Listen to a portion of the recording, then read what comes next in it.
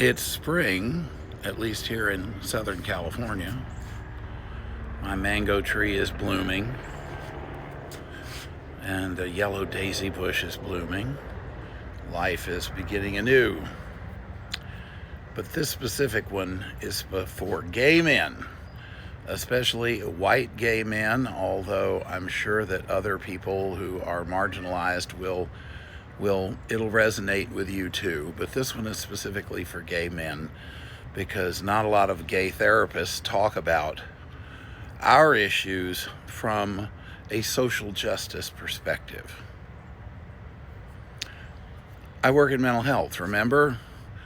Hello, palm trees. Lots of us have ADHD, or at least we're diagnosed with it because we're restless all the time and we don't feel safe, and we're constantly making activity and noise to sort of distract us from our internal pain. And by the way, that's not exclusive to us. Virtually everybody with ADHD I ever met had similar issues, growing up in households where they never felt safe for one reason or another. Now, before you start telling me, oh, well, yes, I had supportive parents, my family was that. No. Let's get clear. When we were all 4, 5, 6, 7, 8, we didn't know what gay was. We didn't even know that we were. We just knew there was something different about us, and we had to hide and keep that a secret for our survival. And then, of course, as we started understanding things and realizing we were attracted to other men, at least some other men, we sure as hell couldn't talk to anybody about that, no matter how loving and supportive and understanding our parents were or our families, because guess what? They were usually all straight. Imagine yourself being the only black person on a completely white planet, and that's sort of what growing up gay, especially for gay men, feels like in the world, everywhere. So there are a few things about that situation that we carry with us into adulthood. The first is we don't easily trust anybody. We don't easily let our guard down, so any kind of intimacy or vulnerability is terrifying. And even when we do decide to trust people, lots of us have had those same people who say, oh yeah, it's fine with me, I think that's wonderful, it's your life, blah, blah, blah. Yeah, and then sooner or later, over half of them turn on us. We get an email, usually, because they don't have the guts to do it on the phone or in person. Well, my opinions about homosexuality have changed, and, I just don't believe that's morally correct, so please don't ever contact me again. Yeah, I've had more than a few of those in my 75 years of life.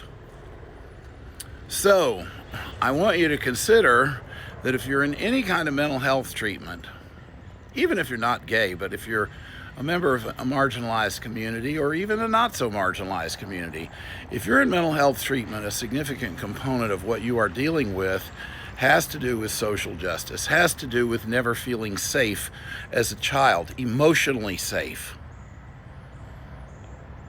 So we all learn to be self-protective, and we learn to make internal noise to distract ourselves from the fact that we don't feel safe, we don't feel comfortable, and we don't trust anybody. And don't ever think of ADHD again, or ADD, whatever, without that consideration. And if you have a child who has been diagnosed, you need to take a hard look at your own life as a parent, because maybe all the things that you've always assumed worked for you are not going to work for your kid for reasons your kid can't articulate. The worst thing you can do is that, are you gay? Are you this? Are you that? You think a 10-year-old kid knows that? Even a 14-year-old is not going to tell you. So don't ever forget to deal with all of these mental health issues from a social justice perspective, because this is a very broken society, and if you don't think so, look at the percentages of people who claim to be conservative and who think Donald Trump is the second coming of Christ. Even if you don't live directly around those people, the fact that they exist is scary for a lot of people. When I figured out I was gay, I looked around and figured out thought who knows about how to deal with this kind of landscape. And I was drawn to African Americans and Jews because they have had to deal with this sort of stuff their entire existence.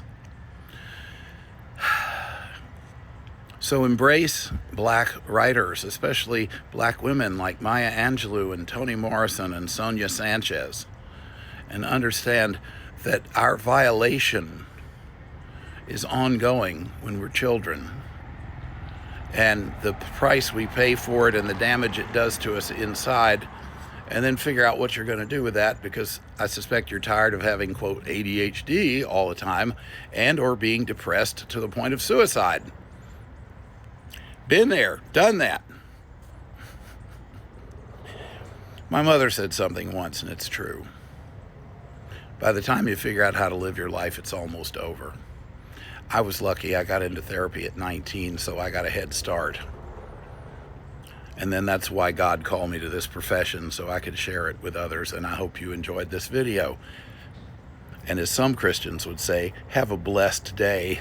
But remember, a blessing usually includes a lot of pain as well as glory.